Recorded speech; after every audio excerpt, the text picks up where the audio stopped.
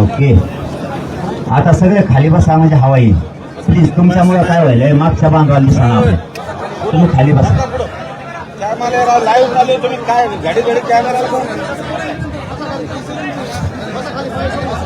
खाली बसा. आवाज करा, बोलायचं तुमचं काय का आता काय झालंय हे तुम्हाला कळायला पाहिजे का नाही. आरडा केल्यावर कोणाला काही कळणार नाही. बसते ते कॅमेरे सेट करते, कॅमेरे सेट केले ते खाली बसते.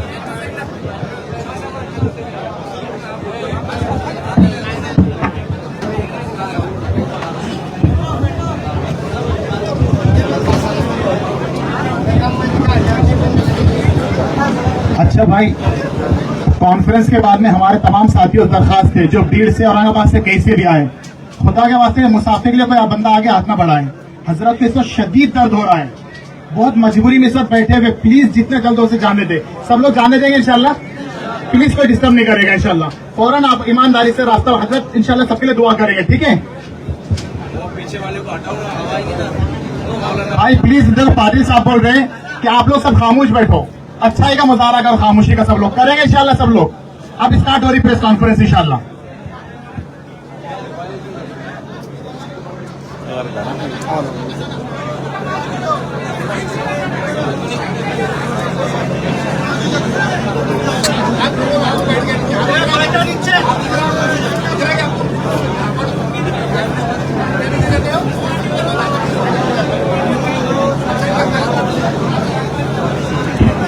अक्षय भया खाली बसा.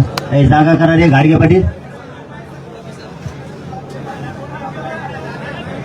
पत्रकारच सगळे ते सरका मागे सरका थोडं, त्यांना जागायला म्हणजे मागच्या सगळ्या दिसत.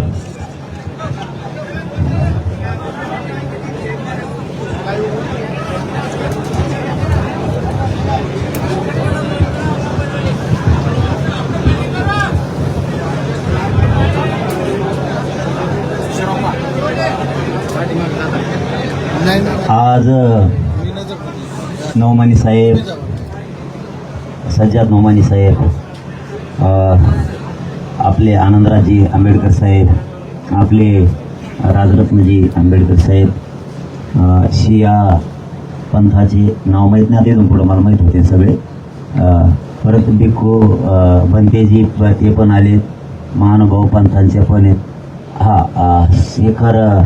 आज चंद्रशेखर आझाद यांच्या वतीनं महाराष्ट्राचे त्यांचे प्रभारी पण आले, ते पण येणार होते, पण ते कुठल्या तरी राज्यात होते झारखंडला, त्यामुळे ते विमान हुकलं का काय तरी झालं लफडं, ते आले नाही, पण येते ते बी येणार आहेत. आता जुळलं कार्यक्रम जुळला आता, त्याच्यामुळं हा अंजरभाई माया द्या तर नंतर असे सगळेच सिनियर मान्यवर या ठिकाणी आले. आणि उद्देश सगळ्यांचा मात्र एकच आहे की या राज्यावरती, या देशावरती जे अन्यायाचं संकट घोंघावत आहे हे मात्र आम्हाला परतून लावायचं, हे ठेवायचं. आम्हाला संपवायला निघाल्याला संपवायचं, त्याला राजकीय करिअरमधून संपवायचं. हा लोकशाहीचा प्रमाण आम्ही उचललेला विडा आहे आणि तो पण आम्ही कडेला न्यायचं ठरवलंय. आणि आज छत्रपतींच्या आशीर्वादानं तो सुंदर स्वप्न जे या राज्य आणि राज्याच्या बाहेरचे लोक बघत होते ते आज सुंदर स्वप्न साकार व्हायला लागलं की दलित, मुस्लिम, मराठा हे मात्र आज याच्यावरती यांच्या सगळ्याच्या संमतीनं त्यांनी माझ्यावरती सोपवलंय. नोमानी साहेबांनी पण आणि यांनी सगळ्यांनीच. आज आमचं जे मी म्हणत होतो की समीकरण झाल्याशिवाय मनातून तुम्ही बदल करू शकता, पण परिवर्तन नाही करता येत. बदल हा होत असतो, पण परिवर्तन हे लवकर होत नसतं. त्या परिवर्तनासाठी आजचा दिवस इतका चांगला आहे की सगळ्यांनी ठरवलंय की मी पाठीमागं म्हणलो होतो दलित, मुस्लिम, मराठा एकत्र आल्याशिवाय परिवर्तन होणार नाही. ते मात्र आज आमचं समीकरण पक्कं झालं.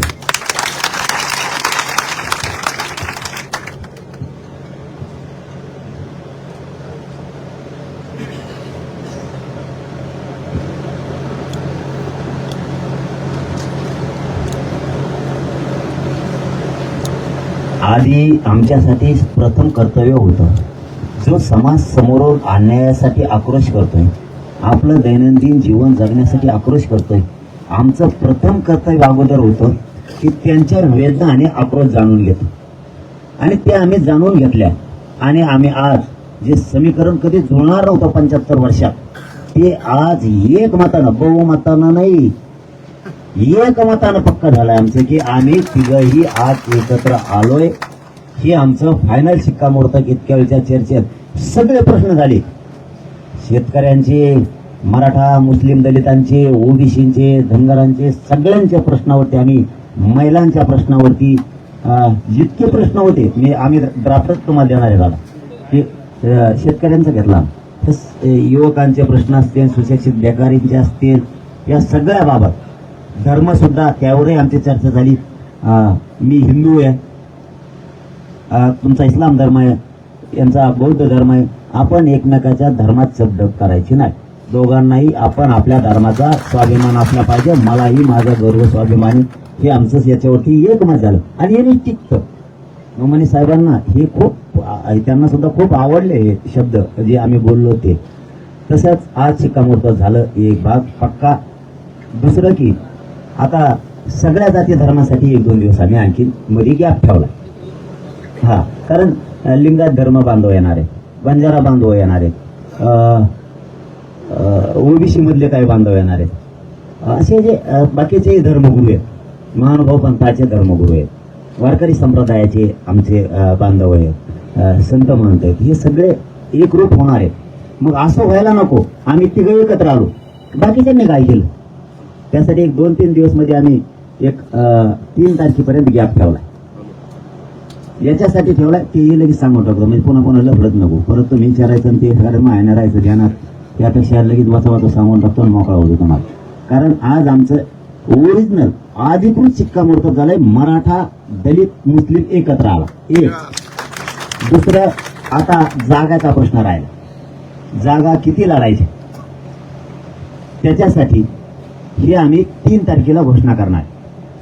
जागा कोणचे, म्हणजे मतदारसंघ कोणते लढायचे आणि उमेदवार कोण, याच्याबाबत आम्ही उमेदवारीची बाबत लावून धरणार नाहीत एकमेकाला, हे बी आमचं ठरलं. कुंकडं मोकळं सोडायचं, याला वाजवायचं, याला ठेवायचं नाही, याला ठेवायचं नाही. याने मला एवढा त्रास दिला ना, माझ्या समाजाला एवढा त्रास दिला की अति त्रास दिला. त्यांचे कधीच आम्ही शत्रू नव्हतो, कधी विरोधकही नव्हतो, असण्याचं कारणही नाही. विनाकारण माझ्या आईवरती हल्ला केला, माझ्या लोक रक्ताच्या थारोळ्यात पाडले, काही कारण नसताना. ज्या लोकांनी तुम्हाला राज सत्तेवरती बसवलं, त्याच लोकांच्या डोक्यात, पोटात तुम्ही गोळ्या घातल्या, रक्ताच्या थारोळ्यात पाडले. आमच्या आई बहिणीवरती तुमच्या हातात सत्ता होती म्हणून तुम्ही इतकं त्रास आम्हाला दिला, आम्हाला हिणवलं, आमच्या शेतकऱ्यांचं वाटोळं केलं, मराठ्यांचं, दलितांचं, धनगरांचं तुम्ही वाटोळं केलं, गोरगरीब ओबीसींचं, मुस्लिमांचं तुम्ही वाटोळं केलं. त्याच्यामुळं मी पुन्हा सांगतो, हे विरोधक नव्हते, कधी शत्रू नव्हते, यांनी आमच्यावरती वार करायला नको होता, आम्हाला हिणवायला नको होतं, हीन वागणूक आम्हाला द्यायला नको होती. कारण तुम्ही एवढा त्रास आमच्या गोरगरीब जनतेला दिला, त्यामुळे हा उठाव होणं आवश्यक होतं, ते झालं. त्यामुळे आम्ही जाग्या ठेग्याला लफड्यात लई पाडणार नाही. आम्ही एक झालोय. आता 3रा मुद्दा सांगतो, आम्ही लोकशाही मार्गाने चालू. ज्यांची ताकद आहे त्यांनी त्याच्यासाठी वापरायची, आम्ही आमच्यासाठी वापरणार. अजिबात कोणाला दादागिरी करायची नाही. लोकशाही प्रमाणात तुम्ही उभा राहताय तसे आम्ही उभा राहतो. आम्ही ठरवणार कोण माणूस द्यायचा, कोण नाही द्यायचं, त्याच्यावरती दादागिरी कोणी करायची नाही. आचारसंहितेचे सगळे नियम पाळून प्रत्येकानं वागायचं, ती कोणताही पक्ष असो. वर्षानुवर्षे, पिढ्याना पिढ्या तुम्ही उभा राहताय. एखाद्या गरीबाचे लेकरं उभा राहतात लोकशाही मार्गानं, तुम्ही त्यांना रोखायचं नाही, अजिबात तुम्ही रोखायचं नाही. तुमच्या पद्धतीनं तुम्ही जनतेपर्यंत जा, मतदारांपर्यंत जा, आम्ही तसेच जाणार आहेत. धमकायचे, दादागिरीचे, गुंडगिरीचे प्रयोग करायचे नाही. यामुळे आम्ही लोकशाही मार्गानं आमच्या पद्धतीने चाललोय. 3 तारखेला आम्ही उमेदवार आणि मतदारसंघ सांगणार आहेत, म्हणजे 4ला सकाळपासून फॉर्म काढायला सुरुवात होणार आहे. आणि इथूनच सगळ्याच्या साक्षीनं महाराष्ट्रातल्या मराठ्यांना विशेष करून सांगतो, ज्यांनी फॉर्म भरलेत, ज्या मतदारसंघ आहे त्या मतदारसंघाचा फॉर्म काढ म्हणलं की समाजासाठी फॉर्म काढून घ्यायचा. फॉर्म ठेवायचा नाही. एक नाव सांगितलं त्याचा फॉर्म ठेवायचा आणि बाकीच्यांनी स्टार प्रचारक म्हणून स्वतःच्या खांद्यावर जबाबदारी घेऊन त्याच्यावर गुलाल टाकायचा. आता राखीवच्या सुद्धा आमच्या चौथा मुद्दा सगळ्या निघताय. मराठ्यांचं आणि मुस्लिमांचं निर्णायक मतदान आहे तिथं दोघांचा पण. आणि आम्ही लढवतो त्या याही काही मतदारसंघ असे 1,20,000 ते 1,45,000 एकटा मराठा. तिथं मुस्लिम सुद्धा आहे, तिथं दलित पण आहे. म्हणजे ह्या समीकरणात आपले शिटच पडत नाही. फक्त शांततेत आणि लोकशाही मार्गाने सगळ्यांनी चालायचंय, संयम ठेवायचा आहे. माझ्या समाजाला सांगतो, मान कापली तरी मी हटणार नाही. तुमच्यावर किती दादागिरी झाली, किती गुंडागिरी केली, एकाही मराठ्याने माग घालायचा. कारण आता गुलामगिरी जुगारून लावायची म्हणजे लावायची.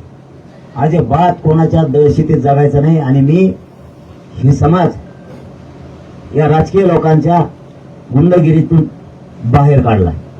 मी माझा समाज आजाद करण्यासाठी यशस्वी झालेला आहे. माझा समाज एकजूट होऊ देत नव्हते, तो झाला. यांच्या अन्यायाच्या जाळ्यातून मी माझा समाज बाहेर काढला आणि मराठ्यांनी इथून पुढं आजाद म्हणूनच जगावं. कोणाच्याही पाठीमागं स्वतःच्या लेकराचं भविष्य फरफटत नेऊ नये. मी या आजच्या झालेल्या बैठकीच्या माध्यमातून सगळ्या समाज बांधवांना सांगतो.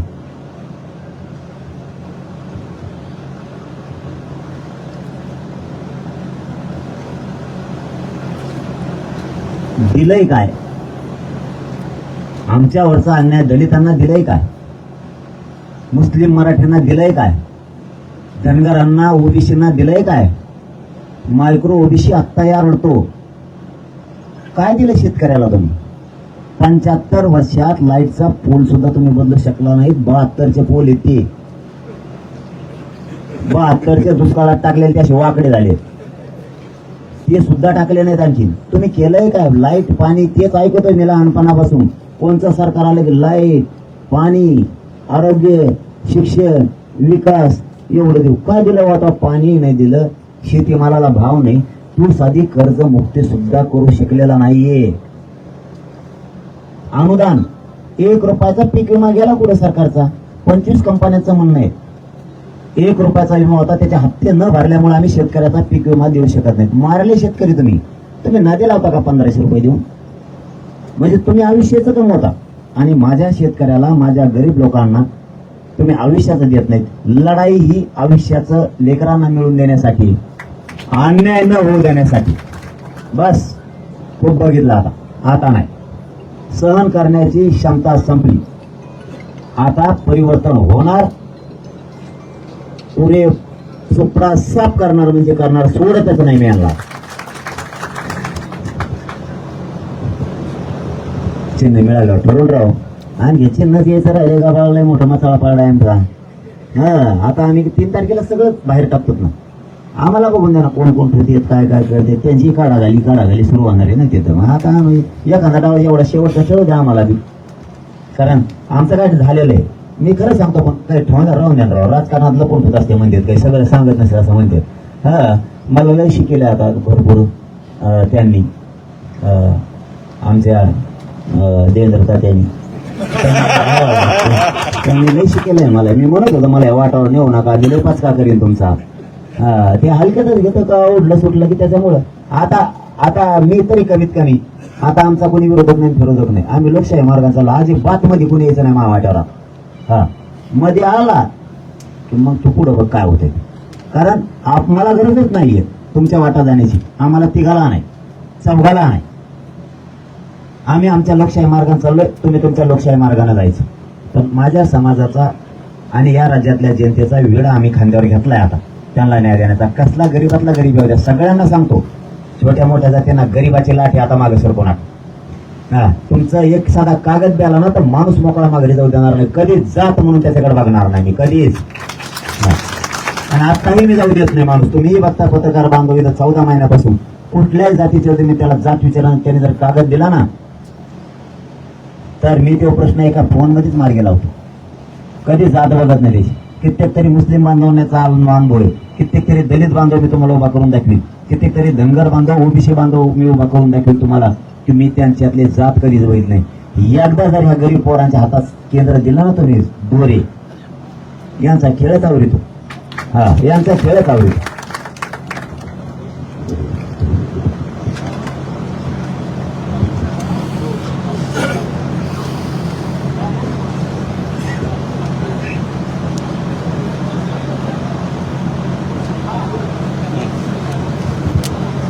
एमएनबी सरकार आणि काय असतं बरं का, काय असतं शेवटी ज्याचा त्याचा धर्म ज्याच्या त्याच्यापेक्षा असला पाहिजे हे संविधान सांगतं.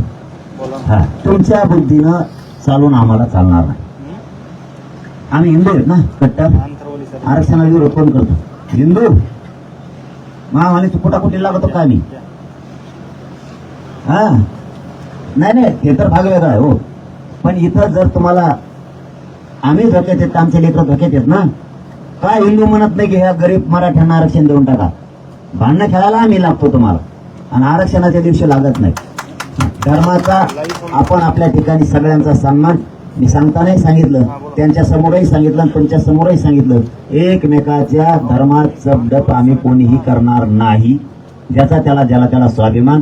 आम्ही धर्म परिवर्तन नाही, सत्ता परिवर्तन करायला एकत्र आलो. क्या बात. मी कट्टर हिंदू आहे, मी छत्रपतींचा हिंदू तुम्हाला मान्य आहे. त्यामुळं मला स्वाभिमानी गर्व आहे. मुस्लिम धर्मालाही त्यांच्या धर्माचा स्वाभिमान गर्व असला पाहिजे, तसाच बौद्ध धर्मांनाही त्यांच्या धर्माचा स्वाभिमान असला पाहिजे. आपण एकत्रित येत सत्ता परिवर्तनासाठी, आणि ती मात्र आता आम्ही करणार. आमच्या त्याच्यात कोणाचं दुमत नाही. आम्ही गप्पा आणल्या घरच्यासारखे. आपलं तसं आहे, एक तर मग हिंदी त्यांना कळत नाही. हा, त्यांच्यावर 4-5 माणसं सांगायला, मी कोण बोललं की ते लय म्हाताळा पांगवतो आमचा. पण साहेब म्हणले दादा तुला शिकवतो मी बराबर हिंदी. हा, मी साहेबाला म्हणलं पण तुमची हुकू शिकतो बरं का मायामुळे. हा, म्हणलं आता पण ते शिकेल मला आपलं ते पण होणार, ते मला हिंदी शिकणार 100%. आणि मला हिंदी शिकली, मी राज्य बी गेले बाकीचे मग. हा, मी बाकीचे राज्य बी गेले मग.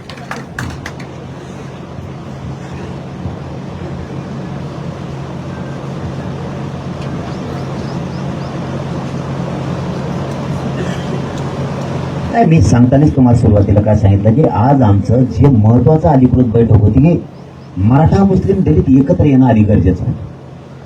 ते आता एक मतानं कुणीच कोणाच्या शब्दाच्या पुढे नाही असे आले सत्ता परिवर्तनासाठी. एक भाग झाला.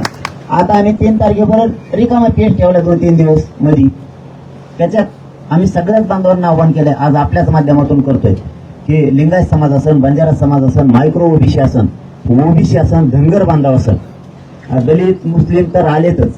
आणखीन याच्यामध्ये जे कोण महानुभाव पंथांचे बांधव आहेत, हे सगळ्यांनी आपण यावं. या लाटीत आपण सगळ्यांना सहभागी व्हावं. ही लाट तुमच्या गोरगरिबांच्या लेकराला न्याय मिळवून देणारी अशी लाट 75 वर्षात आली नाही, आणि ही लाट याला 75 वर्ष वाट बघायला लागली. ही जर संधी सोडली तर 75 वर्ष पुढची सुद्धा आणखी लाट येईल की नाही अशी परिस्थिती. त्यामुळे सगळेच एक झालेत, आणि सगळ्यांसाठी आम्ही स्वतः आव्हान केले. तुम्ही म्हणता मग आव्हान केलं आम्हाला फोन कर, माझ्याकडे तुमचा फोन नंबर नाही, माझ्याजवळ मोबाईल नाही. हा, मनाने यांना काय फरक पडलाय का? इथं मन सन्मान कमी, इथं कवा दार उघडे, दारच नाही आमच्याला, कडीत नाही ठेवली लोकांना उघडू. कडी मोडीली, कुलूप मोडीले, आणि कोणत्या खिडक्या कशा उघडा त्या, म्हणजे त्याच्या आतले खटक्यात बोट घातलं तर बोटच खाली जाते, पण खटकं सापडत नाही, म्हणजे ती मोकळीची. आणि आम्हाला कोण कोणी हवा हाका मारिते. आम्ही एखाद्या म्हणतो मागून हाका कसं काय लिहा, मागून तर सगळं पॅक होतं. म्हणजे इतकं माया आम्ही जनतेवरती करतोय. बंधन नाही, कोणाकडून पैसे नाही, तिकिटाला नाही, फिकिटाला नाही, कुणी दिले असले पाठिंब्यासाठीच मागे घ्यावा म्हणत जाते बरं का. मग हा, हे मध्ये काही काय ऐकायला येत आहे. कुणी म्हणतो माया भेटीत असं आहे, माया भेटीत 25,000 रुपये घेतले तुम्ही तिकडच, आणि मी तर पडून ना झाडं घालले पाच्या कवा ये ना तू, वशिल्याची गरजच काय झालं बोलायचं. ओके,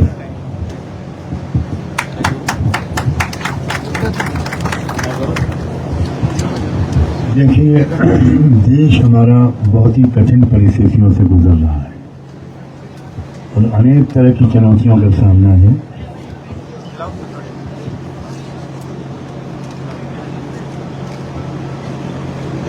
देश के लोग अगर विभाजित होते चले गए तो विदेशी ताकतों के षड्यंत्र का मुकाबला नहीं कर पाए.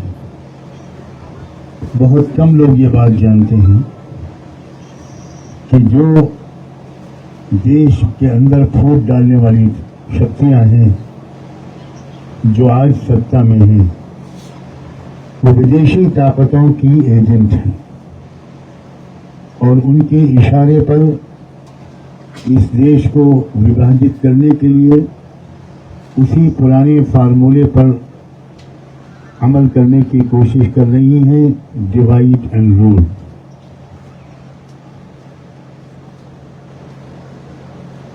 महाराष्ट्र देश का बहुत से पहलुओं से मोस्ट इम्पोर्टेंट स्टेट है,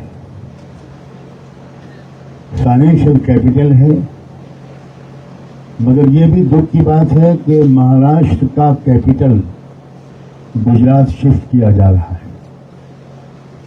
ये महाराष्ट्र की अस्मिता का भी सवाल है और महाराष्ट्र की जो हिस्ट्री है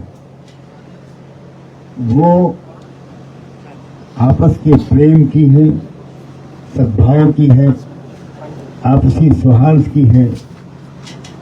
छत्रपति शिवाजी महाराज की पूरी सही हिस्ट्री ये बात बताती है कि उनके तोपखाने के जो इंचार्ज थे वो इब्राहिम खान थे और उनको सबसे ज्यादा जो विश्वास था वो उन मुसलमानों पर था जो उनके दरमियान और मुगल बादशाही के दरमियान वो मीडिएशन का काम करते थे। महाराष्ट्र देश के लिए एक मिसाल हुआ करता था आपस की मोहब्बत और सद्भावना का,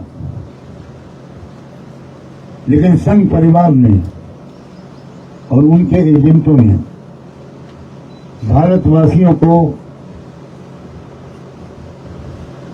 धर्म की बुनियाद पर, धर्म का नाम लेकर धर्म के खिलाफ चलते हुए, वो चाहे हिंदू धर्म हो, वो चाहे इस्लाम हो, वो चाहे बौद्ध धर्म हो, चाहे क्रिश्चियनिटी हो, चाहे बाबा गुरु नानक की शिक्षाएं हों, सबके खिलाफ चलते हुए उन्होंने देशवासियों को आपस में बांटा और लड़ाया। मैं पिछले 40 साल से पूरे देश में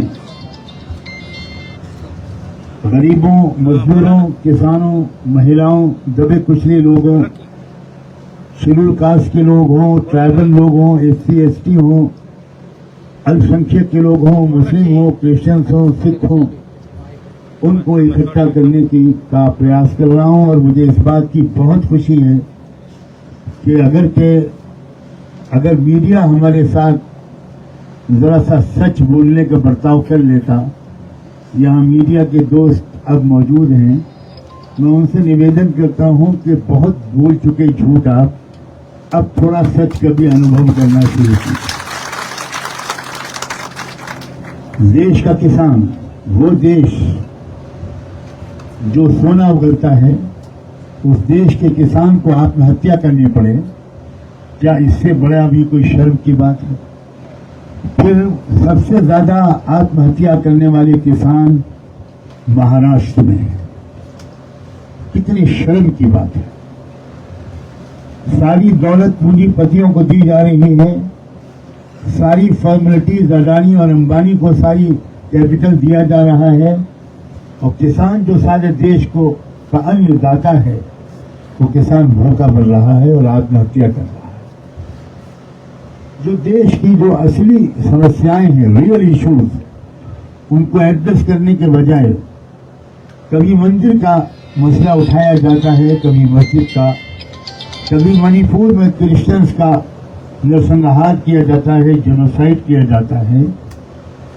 आप सोचिए जरा, रियल इश्यूज हमारे देश में क्या हैं, क्या हो रहा है हमारे देश में।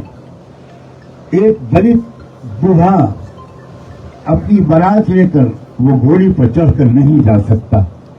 वो भारत है जिसके संविधान में समता, इक्वलिटी, भाईचारा, जस्टिस सब कुछ उसके प्रेम्बल में लिखा है। बाबा साहब अम्बेडकर की लीडरशिप में 250 लोगों ने या उनसे भी ज्यादा ने, जो कॉन्स्टिट्यूएंट असेंबली के लोग थे, 2.5 साल की विचार विमर्श और डिबेट के बाद उन्होंने जो संविधान बनाया था वो it is one of the best constitutions in the world undoubted. मैं एक लॉ का स्टूडेंट भी रहा हूं। मैंने दुनिया भर के संविधान पढ़े हैं, अमेरिका, यूरोप के सब मुल्क, सब जगह गया भी हूं। मैं फख्र के साथ कहता हूं कि भारत के संविधान जैसा कोई संविधान अभी तक मुझे अपनी नजरों से नहीं मिला। एक एक शब्द पर बहस होती थी। जो लोग बहस करते थे वो अपनी संतानों और परिवारों के लिए नहीं करते थे, वो भारत के किसानों के लिए करते थे, भारत के मजदूरों और महिलाओं के लिए करते थे, भारत के मजलूम और दबे कुचले समाज के लिए करते थे। महाराष्ट्र की एक तारीफ है कि उसने लीडिंग रोल प्ले किया है। ये बात महाराष्ट्र वालों को समझनी चाहिए। बड़े बड़े लीडर्स जिनके विचारों से हो सकता है हम में से कुछ लोग सहमत भी ना हो, लेकिन वो इसी महाराष्ट्र की धरती से पैदा हुए, तो मालूम होता है कि महाराष्ट्र की धरती में एक क्रांतिकारी क्षमता और सलाहियत मौजूद है। मैं यूपी का रहने वाला हूं, इसलिए मराठी में आपसे नहीं बोल पा रहा हूं, माफी चाहता हूं। लेकिन आज हम दोनों के दरमियान एक ये भी फैक्ट हुआ है कि ये मुझे मराठी सिखाएंगे, मैं इनको हिंदी सिखाऊंगा, ताकि पूरे देश में जाकर ये संबोधित कर सकें। इन्होंने मुझे बताया कि हरियाणा मुझे बुलाया गया, मैं इसलिए नहीं गया कि मैं हिंदी नहीं बोल सकता। मुझे और भी जगह बुलाया गया। मैंने कहा जब तक आप हिंदी अच्छी नहीं बोलेंगे तब तक मैं आपको ट्रांसलेट करने के लिए हर जगह जाऊंगा, आपकी बातों का अनुवाद करूंगा। मैं जरंगी पाटिल की शक्ल में ये तो इन्होंने एक पूरा आंदोलन खड़ा किया और मैंने उस सिलसिले में जो मालूमात की, और हमारे राज रतन अम्बेडकर बहुत पुराने दोस्त थे, बहुत पुराने साथी हैं और बहुत अटूट विश्वास है हम दोनों को एक दूसरे के ऊपर। फिर हम दोनों ने आपस में भी विचार विमर्श किया। मुझे ऐसा लगा कि जरंगी पाटिल की शक्ल में भारत को एक नया गांधी मिलने जा रहा है। भारत को जरंगी पाटिल की शक्ल में भारत को एक नए बाबा साहब डॉक्टर अम्बेडकर मिलने वाले हैं। जरंगी पाटिल की शक्ल में भारत को एक नए मौलाना अबुल कलाम आजाद मिलने वाले हैं। हम सबको मिलकर इस भारत को उन ऊंचाइयों तक पहुंचाना है जिन ऊंचाइयों तक पहुंचाने की क्षमता परमेश्वर ने भारत की धरती में रखी है। मैं दुनिया भर में गया हूं, तकरीबन मैंने दुनिया में ऐसे देश देखे जिनमें आध्यात्मिकता की क्षमता तो है लेकिन साइंस और टेक्नोलॉजी की नहीं है, या कुछ ऐसे देश हैं जिनमें साइंस और टेक्नोलॉजी की सलाहियत तो है लेकिन स्पिरिचुअलिटी और आध्यात्मिकता की सलाहियत नहीं है। भारत उपमहाद्वीप वो अकेला रीजन है पूरी दुनिया में जिसमें साइंस है, टेक्नोलॉजी और स्पिरिचुअलिटी की जबरदस्त सलाहियत है। और इसकी सबसे शानदार मिसाल डॉक्टर एपीजे अब्दुल कलाम थे। वो बहुत बड़े सन्यासी भी थे, शायद आपको ये बात मालूम नहीं। वो बहुत बड़े संत भी थे, वो बहुत बड़े स्पिरिचुअल स्कॉलर भी थे। वो एक पुराना फटा हुआ सूटकेस लेकर राष्ट्रपति भवन में आए थे, वही पुराना फटा हुआ सूटकेस लेकर वो राष्ट्रपति भवन से वापस गए। भारत को ऐसे लीडरों की जरूरत है, इसीलिए अब मैं भी फकीर और जरंगी पाटिल भी फकीर, ये दो फकीरों का संगम है। खुदा करे हम हमेशा फकीर रहें, कहिए आमीन। हाँ, हम आपसे वादा करते हैं कि हम देश की संपत्ति नहीं लूटेंगे, हम देश पर अपनी पूरी सलाहियत को कुर्बान कर देंगे। महाराष्ट्र की जनता से, यहाँ मौजूद सारे मीडिया के माध्यम से मेरी अपील है कि आने वाले चुनाव में आप पूरे देश महाराष्ट्र के लोग खुद फैसला करें, फाशीवादी ताकतों को कमजोर करना देश के हित में है कि नहीं है। जो लोग इस देश को तोड़ना चाह रहे हैं और जो लोग नफरत के सौदागर हैं, जो लोग नफरत का एजेंडा देश में फैला रहे हैं, लड़ा रहे हैं, ओबीसी को उनके अधिकार नहीं देते, दलितों को उनके अधिकार नहीं देते। आप सोचिए, दलित दूल्हा को, दलित इंसान को मूछा रखने की इजाजत नहीं है। ये कौन से धर्म में है भाई? ये कौन से संविधान में है? यहां तक के 2014 में जो भाजपा आई बहुमत लेकर, मैं साफ साफ कहना चाहता हूं, वो हिंदुत्व की वजह से नहीं आई थी, वो 15 लाख रुपए हर एक के अकाउंट में आएंगे इस वादे की वजह से आई थी। सही है कि नहीं? वो उसने दूसरा वादा किया था, ये कि किसानों की जो आमदनी होगी, आय होगी, वो दुगनी हो जाएगी। इसलिए किसानों ने मुट्ठी भर भर के भाजपा को वोट दिया था। तीसरी, उन्होंने कहा था हर साल 2 करोड़ युवाओं को जॉब देंगे। आप जानते हैं कि महाराष्ट्र में सबसे ज्यादा अनएम्प्लॉयमेंट है, सबसे ज्यादा बेरोजगारी, सबसे ज्यादा अनएम्प्लॉयड नौजवान, पढ़े लिखे नौजवान महाराष्ट्र में है। इसलिए पूरे देश के नौजवानों ने भी उनको वोट दिया था और ठीक किया था, किसानों ने भी ठीक किया था। 2 करोड़ जॉब मिलेंगे इस वादे पर यकीन करके नौजवानों ने भी उनको वोट दिया था, वो भी ठीक किया था। 15 लाख रुपए हर भारतीय के अकाउंट में आएंगे इस वादे पर यकीन करके वोट दिया था, ये भी ठीक किया था। लेकिन फिर क्या हुआ? किसी के अकाउंट में 15 लाख आए, 2 करोड़ जॉब को क्या मिलते, 3.5 करोड़ नौजवानों की जॉब जा चुके हैं। ये सरकारी आंकड़ा है। क्या हालत हो गई है देश की? किसान आत्महत्या कर रहा है, नौजवान आत्महत्या कर रहे हैं, जॉब नहीं मिल रहा है। आमदनी दुगनी क्या होगी किसान की? किसानों को दिल्ली में साल सवा साल प्रोटेस्ट के लिए बैठना पड़ा और 750 किसानों ने अपनी जान दी। आप सोचिए जरा, जब 2019 आया तो ये वादे नहीं काम आ सकते थे। इसलिए इस वादे को हमारे प्रधानमंत्री ने कहीं नहीं दोहराया, इसके बजाय उन्होंने पुलवामा का ड्रामा किया। पुलवामा के ड्रामे के जरिए से देश को उन्होंने बेहोश किया और उसके नतीजे में उन्होंने क्या किया? उसके नतीजे में जाहिर है कि देश की एक मानसिकता बनी और फिर लोगों ने उसके हिसाब से गुस्से में आकर वोट डाला और सही किया। अब आइए 2024 में न वो वादे कर सकते थे, न पुलवामा वाला ड्रामा कर सकते थे। अब उन्होंने क्या किया? अब उन्होंने कहा कि अब अगर तुमने चुनाव में कांग्रेस को वोट दिया तो कांग्रेस तुम्हारी 2 भैंसों में से 1 भैंस ले जाएगी और 1 भैंस मुसलमान को दे देगी। दुनिया की सबसे बड़ी डेमोक्रेसी का प्राइम मिनिस्टर इतनी जाहिलाना बात कर रहा है, हर भारत के नागरिक का सर शर्म से झुक गया। उन्होंने दूसरी बात क्या कही? महिलाओं से कहा कि अगर तुमने कांग्रेस को वोट दिया तो फिर वो तुम्हारे गले से कांग्रेस वाले मंगलसूत्र खींच के ले जाएंगे और वो भी मुस्लिम महिलाओं को दे देंगे। क्या वक्त नहीं आ गया है कि देश को ऐसे जाहिल, ऐसे फाशीवादी लोगों से छुटकारा दिलाया जाए? मैं जरंगे पाटिल की हिम्मत को दाद देता हूं और हमारी 2-2.5 घंटे की मीटिंग में जो बात स्पष्ट रूप से तय हुई है, वो ये बात तय हुई है, बहुत साफ लफ्जों में मैं बताना चाहता हूं। हम लिखित रूप में भी एक डिक्लेरेशन इशू करने वाले हैं।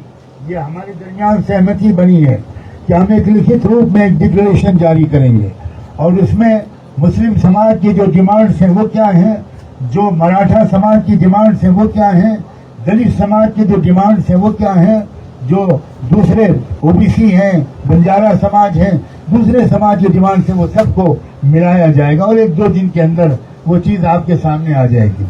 और एक कॉन्स्टिट्यूंसी पर हम लोग आपस के विचार विमर्श के साथ, आपस की सहमति के साथ, और ये देश की तारीख में शायद पहली बार होने जा रहा है, एक सीट पर हम लोग आपस के मशवरे और विचार विमर्श के जरिए से हम किसी एक कैंडिडेट को सपोर्ट करने का ऐलान करेंगे ताकि वोट डिवाइड न हो।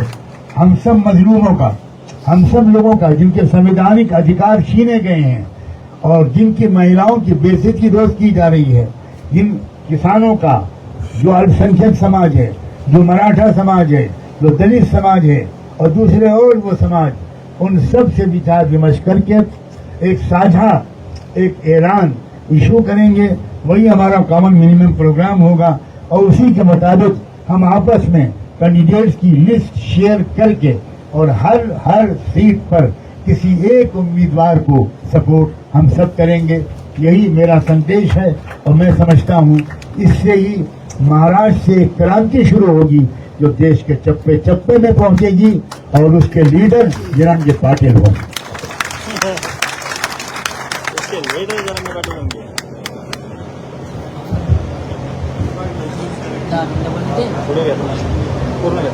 हमें क्यों नहीं लगता कि इनके साथ जाना चाहिए? आप इस सवाल के जवाब दीजिए। इसलिए लगा कि इन्होंने नब्ज पर हाथ रखा है। मराठा, मुस्लिम, दलित, अगर महाराष्ट्र में समीकरण मजबूत हो गया तो इससे एक बहुत ही पॉजिटिव मैसेज पूरे देश में जाएगा। यहाँ की मराठा आबादी बहुत मजबूत है, बड़ी आबादी है उसकी, और उसके अंदर भी ऊपर की लेयर और गरीब ये तकसीम है। किसको रिजर्वेशन आरक्षण मिला है, किसको नहीं मिला, आप मुझसे ज्यादा जानते हैं। मैं समझता हूँ कि यहाँ महाराष्ट्र से बड़ी बड़ी तहरीकें पहले उठी हैं। मैंने शुरू में इशारा किया था, यही तहरीक देश के अंदर धर्म और जात से ऊपर उठकर अगर गरीबों और पिछड़ों और दलितों इन सब का एक समीकरण महाराष्ट्र में कामयाब होता है तो हम समझते हैं कि देश में भी वो कामयाब हो जाए।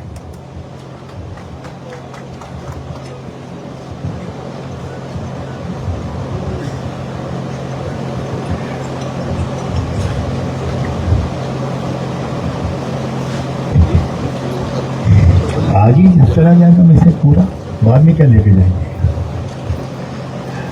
मेरा आना ही मैसेज है, आप अभी मुझे पहचानते नहीं है।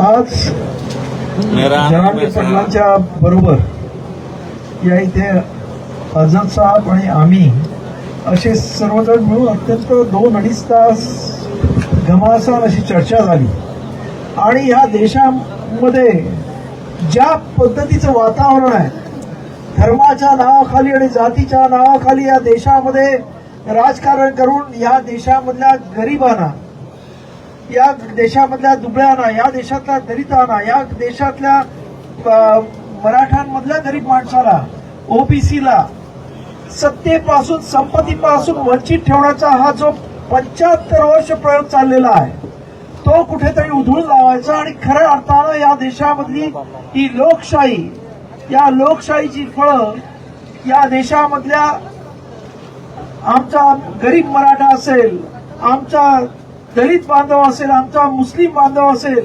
आमचा ओबीसी बांधव असेल, त्याच्यापर्यंत ती फळं मिळाली पाहिजे या दृष्टीनं आम्ही सर्वजण एकत्र आलेलो आहोत आणि एक अशी वज्रमूठ आम्ही तयार केलेली आहे की ज्याच्यामुळे आज या महाराष्ट्राच्या राजकारणातली समीकरणं बदलणार आहेत। आणि आज लोकांच्या मनामध्ये हा प्रश्न खतखतत आहे की सरकार आश्वासनं देत आहेत, परंतु कुठच्याही प्रकारचं आज आपण पाहिलं असेल की बेरोजगार तरुण आज रस्त्यावरती फिरतोय, अत्यंत शिकलेली तरुण रस्त्यावर फिरतोय, आमचा शेतकरी छोट्या छोट्या कर्जासाठी नाशिकमध्ये, मला माहितीये मी स्वतः गेलोय की छोट्या छोट्या कर्जासाठी त्यांच्या घरांवरती, त्यांच्या शेतांवरती जप्ती आणलेली आहे, पण तिथे अंबानी आणि अडाणीची करोडो रुपयाची, लाखो करोडो रुपयाची कर्ज माफ केली जातात।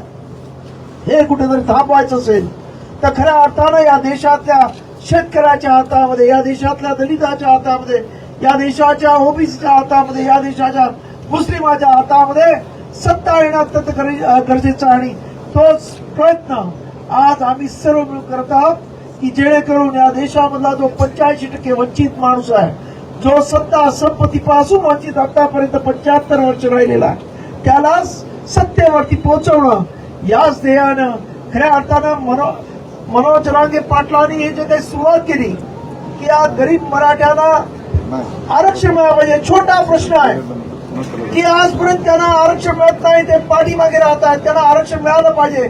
बाबासाहेबांनी सुद्धा त्या काळामध्ये मराठ्यांना आरक्षण मिळावं यासाठी संविधानामध्ये तरतूद केली होती, त्या म्हणजे पंजाबराव देशमुखांना स्वतः ती तरतूद पाहिली, पण दुर्दैवानं त्या काळच्या मराठा समाजाच्या नेत्यांनी आम्हाला आरक्षण नको अशा पद्धतीची भूमिका घेतली आणि त्यामुळं दुर्दैवानं ते मराठ्यांचं आरक्षण आज सुद्धा मिळालेलं नाही. परंतु त्याच पंजाबराव देशमुखानं विदर्भामध्ये जाऊन मराठा समाजाला सांगितलं तुम्ही आपल्या स्वतःला कुणबी म्हणून समजा म्हणून घ्या. आज विदर्भामधला मराठा कुणबी म्हणून आरक्षण घेतोय, आज खानदेश मधला घेतोय, आज पश्चिम महाराष्ट्रातला घेतोय, आज कोकणातला मराठा आरक्षण घेतोय. मग या मराठवाड्यातल्या मराठ्याला आरक्षण का मिळू नये आणि यासाठी म्हणून आज आम्ही सर्वजण एकत्र आलेलो आहोत की ज्या या प्रत्येक समाजाच्या ज्या योग्य आणि संयुक्त मागण्या आहेत त्या या आपण सर्व एकत्र येऊन सत्तेवर येऊन या मागण्या मान्य करायच्या अशा पद्धतीची भूमिका घेऊन आज आम्ही इथे आलेलो आहोत. आणि आज या संपूर्ण लढाईचं नेतृत्व अत्यंत ज्यानं मराठा समाजाचे हृदय सम्राट म्हटलं जातं असे मनोज जरांगे पाटील करतील असं मी ते जाहीर करतो. आणि आपल्या कोणा काही विचारायचं जरूर विचारा.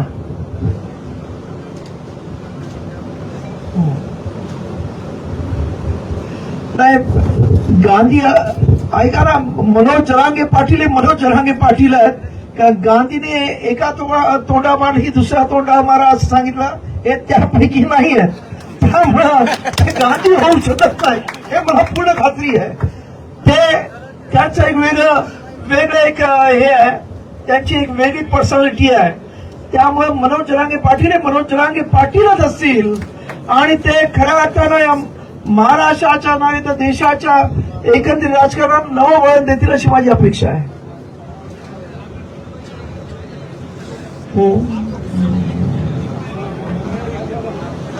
आज या इथं आपण पाहिलं असेल की अनेक वर्ष दलित समाजाला खऱ्या अर्थानं रिप्रेझेंटेशन मिळालं नाही. बाबासाहेब आंबेडकरी समाजाला तर बिलकुलच मिळालं नाही आणि त्यामुळे तो आज खऱ्या अर्थानं ही संधी शोधत आहे. आणि मला वाटतं आजच्या ह्या आघाडीमुळं त्याला ही संधी मिळणार आणि त्यामुळं तो एक संघ एक दिलानं आज या आघाडीबरोबर राहणार आहे.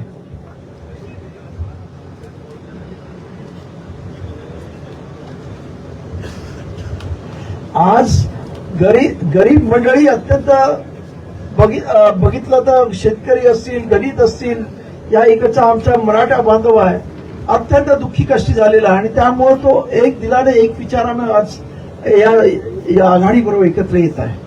त्याचबरोबर आमच्याबरोबर ओबीसी सुद्धा येत आहेत. म्हणजे असं नाही आम्ही कुठच्याही टप्प्याला सोडत नाहीत. सर्वजण आमच्या बरोबर आहेत, धनगर समाजाचे आहेत, इतर सर्व आहेत आणि सर्वांना घेऊन इव्हन लिंगायत, बंजारा, इतर अनेक जे छोटे छोटे समूह आहेत त्यांना किंवा मायक्रो ओबीसी आहेत त्या सर्वांना घेऊन आम्ही पुढे जाणार आहोत. देतो मी सुद्धा उत्तर देतो. त्यांचं झालं की सगळ्यांचं बोलून झालंय. मला वाटतं काही नव्यानं बोलायची गरज नाही. पण आज मनोजदादा जरांगे पाटलांच्या माध्यमातून गोरगरीब समाजाला त्या विधानसभेची दारं आज खुली झालेली आहे. आज म्हणजे हे प्रस्थापित जे पक्ष आहेत, महायुतीचे असतील, महाआघाडीचे असतील, आज उमेदवारी मागण्यासाठी त्यांच्या दारावर गर्दी नाही, पण उमेदवारी मागण्यासाठी आज प्रस्थापित लोकही आंतरवाली सराटीचा रस्ता शोधत इथपर्यंत येत आहेत. हीच एक खूप मोठी बदल या ठिकाणी आज मनोजदादा जरांगेंच्या माध्यमातून झालाय. म्हणजे आज हे संपूर्ण महाराष्ट्र हे केवळ काही कुटुंबाची मक्तेदारी झालेली आहे. म्हणजे काही कुटुंब तर अशी आहेत की त्यांच्या सुना, त्यांचे नातवंड हे समाजात न जाता हे आमदार आणि अशा पद्धतीने ही निवडून गेलेली आहेत. अशा पद्धतीचे अनुसूचित जातीचे 15 सीटा अशा आहेत महाराष्ट्रामध्ये ज्याच्यावर यांना लोकांनाही माहिती नसतं की हे आमचे आमदार आहेत म्हणून. म्हणजे आज हे खऱ्या अर्थानं महाराष्ट्राचं चित्र बदलण्याचं काम मनोजदादांच्या माध्यमातून झालंय. मागच्या 1.5 वर्षापासून जे आंदोलन मनोजदादांनी या महाराष्ट्रात उभं केलं, बाबासाहेब आंबेडकरांचं अनेक स्पीचेस आहेत. बाबासाहेब म्हणतात आता देश स्वतंत्र झाला, असहकार तुम्ही कुणाच्या विरोधात करणार आहात? ब्रिटिश तर निघून गेले, ब्रिटिश निघून गेले, असहकार आंदोलन आता कुणाच्या विरोधात करणार आहात आणि म्हणून लोकशाही माध्यमातून जर तुम्हाला आंदोलन करायचं असेल तर त्या विधान भवनामध्येही तुमची लोक तुम्हाला पाठवता आली पाहिजे. हे खरं आंदोलन आज मनोज दादाच्या माध्यमातून आज उभं राहिलेलं दिसतंय. आज ज्या पद्धतीने मी मनापासून ही प्रयत्न करत होतो की हजरत नोमानी साहेबांची आणि मनोज दादांची भेट व्हावी आणि महाराष्ट्रामध्ये एक नवीन समीकरण तयार व्हावं, आज मनापासून आनंद होतोय की आमच्या या प्रयत्नाला यश आलं आणि नोमानी साहेब आणि जरांगे दादा आज एकत्रित येऊन केवळ महाराष्ट्राच्या राजकारणापुरतं नाही, आता ही मैत्री संपूर्ण भारतामध्ये जाईल आणि मराठा, बौद्ध, मुस्लिम हा एकत्रितपणानं स्वतःचे उमेदवार, आम्ही उमेदवार नाही मागत आहोत, आम्ही आमचे प्रतिनिधी मागत आहोत. आज मुस्लिम असतील, मराठा असतील, बौद्ध असतील, आमच्या वतीने बोलणारा एकही व्यक्ती आज कोणत्याही सदनात आम्हाला दिसत नाही, संसदेत दिसत नाही, विधान भवनामध्ये दिसत नाही आणि म्हणून खरे प्रतिनिधी आणि तेही गोर गरीब समाजातले प्रतिनिधी आज त्या सदनामध्ये, त्या विधान भवनामध्ये पाठवण्याचं काम आम्हाला या माध्यमातून करायचं आहे. ही काही लोक म्हणतात की तुम्ही तिसरी आघाडीमध्ये आहात का युतीमध्ये आहात का? आमच्यासाठी ही तिसरी आघाडी नाही, आमच्यासाठी ही तिसरी आझादी आहे. जी आझादीची ही लढाई आज आम्ही ही सुरुवात केलेली आहे आणि नक्कीच एक चांगलं यश आम्हाला महाराष्ट्रातून संपूर्ण भारतामध्ये आम्हाला हे मिळेल एवढीच आशा आणि अपेक्षा मला आजच्या या मैत्रीतून मला पूर्ण ठाम विश्वास मला वाटतो. थँक्यू. माझा एक महत्वाचा सवाल आहे सगळ्यांना की आता आमचं ठरलंय, त्याच्यावर शिक्कामोर्तब झालंय, हे राज्यासाठी, गोरगरीब जनतेसाठी आनंदाची बातमी. दुसरं, जिथं मराठा उमेदवार दिला जाणार आहे तिथं ताकदीनं मुस्लिम आणि दलित बांधव मतदान करणार. हे सगळ्या जाती धर्मातल्या लोकांनी आजपासून लक्षात ठेवावं. जिथं दलित बांधवांचा म्हणजे बौद्ध बांधवांचा व्यक्ती दिलेला असेल किंवा राखीव मधला दिलेला असेल, त्याला मुस्लिम आणि मराठा ताकदीनं मतदान करणार, क्रॉस वोटिंग करणार नाही. जिथं मुस्लिम आहे तिथं मराठा आणि दलित आजपासून क्रॉस मतदान करणार नाही, एक शिक्का मतदान करणार. दोन गोष्टी झाल्या. तिसरी, आता दलित बांधवांनी, गरिबांनी, सगळ्या मराठ्यांनी आणि मुस्लिमांनी ताकदीनं आता इथून पुढे बाहेर पडायचं. अजिबात एकानं मागे राहायचं नाही. नसता तुम्ही तुमच्या सुंदर बघितलेल्या स्वप्नाला मुकणार आहात. कितीही दडपशाही झाली, काय झाली तरी आपण संयम धरायचा. त्यांना काय करू द्यायचं, निवडणूक झाल्यावर बघू, पण मात्र सगळ्यांनी बाहेर पडायचं. तिसरा मुद्दा, 100% मराठ्यांनी, मुस्लिमांनी आणि दलितांनी 100% मतदान करायचं यावेळेस. एकही शिक्का व्हायला जाता कामा नाही. आणि लवकरच आम्ही मराठवाड्यात, पश्चिम महाराष्ट्रात सभा लावायचं या सगळ्या पट्ट्यात ठरवणार आहे. तुम्हाला लवकरच तो प्रोग्राम देणार आहे. त्यावेळेसही एकाही मुस्लिमांना, मराठ्यांनी आणि दलितांनी घरी राहायचं नाही. अशा जिल्ह्यालाही घेण्यात येणार आहे, त्यातही काही वाद नाही. परंतु प्रथम कसं ठरलेलं आहे त्याप्रमाणे एक सगळ्यांना विनंती आहे. चौथी, आंतरवाली 4 तारखेपर्यंत कोणी येऊ नका. मला प्रोग्राम बनवायचा आहे, मतदारसंघ ठरवायचे, उमेदवार ठरवायचे. तुम्ही इकडे आले की त्या फोटोत मला काही सुचत नाही.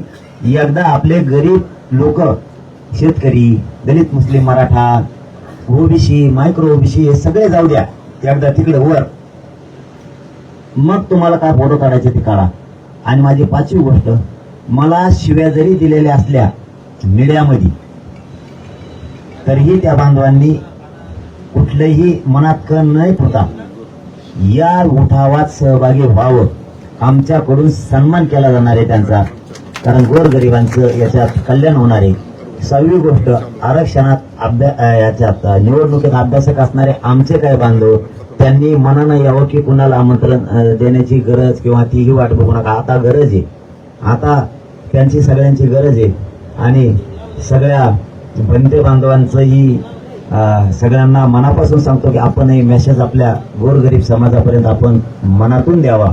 आपणही आलात त्याबद्दल तुमचंही आमच्या सगळ्यांच्या वतीनं खूप खूप कौतुक आहे. आता इथून आणि माझा एक शेवटचा जो मुद्दा आता राहिला आहे की आपण सगळ्यांनी इथं आलात, आपण सगळेजण एकजूट दाखवली. नोमानी साहेब सुद्धा इथपर्यंत आलेत गोरगरिबांना न्याय मिळवण्यासाठी. मी तर आहेच. आंबेडकर राजरत्न साहेब आलेत, आमचे राजरत्न साहेब बी आलेत. आणखीन आशिष साहेब जोडी जाता इथून पुढे तुम्हाला सांगतो. हा, यांची अशी फजिती करतो. आता मी मोकळा झालो. फक्त आपल्या बांधवांनी विनंती, तुम्ही आंतरवालीकडे येऊ नका. आला मला उगा 2-4 दिवस मोकळ करा, कारण आमचा 6वाही मुद्दा आहे, 7वा. आम्ही ठराविकच मतदारसंघ शोधणार आहेत, लढणार आहेत, आणि ते जिंकणार सुद्धा ठराविक. आणि जे राहिले काही तिथं आमच्या विचाराचे देऊन आम्ही त्यांना आम्ही मतं देणार, तिघं पण, तिघ आणि राखीव पण, असं आमचं सगळं ठरलंय. काही ठरल्यास तुम्हाला मी 4 तारखेत सांगतो, आता सांगत नाही.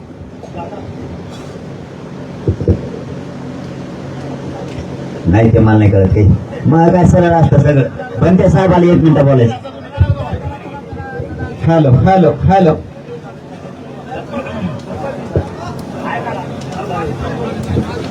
हॅलो. या ठिकाणी मनोजदादा जरांगे यांनी जी जी घोषणा केलेली आहे, सर्व बौद्ध बांधवांना मी जाहीर पाठिंबा आहे असं मी सांगतो.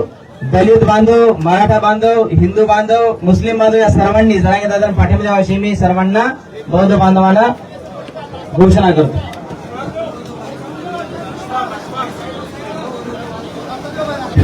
रस्ता करा सगळ्यांनी, मनानं सगळ्यांनी रस्ता करा. रस्ता मनाने करा. हाँ प्लीज, आपसे जैसे मैंने पहले कहा, तो प्लीज अल्लाह के वास्ते हजरत को बहुत दर्द हो रहा है. आप फौरन नाश्ता बनाइए, फौरन नाश्ता बनाइए. आप सुन लीजिए यार, फौरन. मैं पीछे हूँ पाटील साहब, रस्ता करा. रस्ता करा रे पोरो, त्यांना चालता येत नाही, ते आजारी आहे. सगळ्यांनी रस्ता करा. उगा त्यांना भेटण्याचा प्रयत्न करू नका, त्यांना भेटण्याचा प्रयत्न करू नका प्लीज. त्यांना फोटो नंतर काढा, फोटो तिकडे नका घालू. त्यांना जायला रस्ता द्या, जायला रस्ता द्या रे सगळे पोरं. आपलेच पोरं आपल्याच माणसाला मदत करत जा, आपले माणसं मदत करत जा. रस्ता करा. आणि सगळ्याला जेवायला केलेले, जेवल्याशिवाय कोणी जाऊ नका बरं का. सगळे यार तुम्ही पाडता काय मला. सगळे जेवायला केलेले सगळे जेवण करून जा. बिना जेवणाचं कोणी जाऊ नका.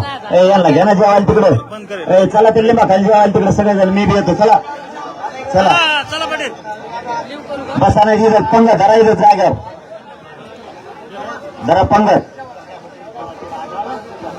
हो, त्यांना रस्ता केलाय का, त्यांना रस्ता करून द्या बरं का. दादा